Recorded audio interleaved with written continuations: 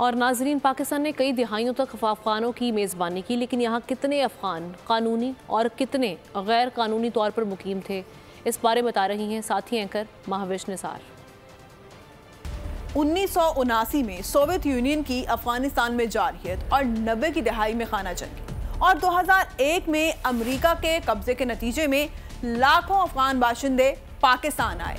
एक अंदाजे के मुताबिक पाकिस्तान में 40 साल से 40 लाख से जायद अफगान पनाहगुज़ीन मुकीम हैं, जिनमें से 17 लाख गैर रजिस्टर्ड हैं। 22 लाख अफगान मुहाजिरीन के पास आर्जी रिहाइश के कुछ दस्तावेजात हैं, जिनमें से 14 लाख पनाहगुज़ीनों की रजिस्ट्रेशन रवा बरस 30 जून को ख़त्म हो चुकी है।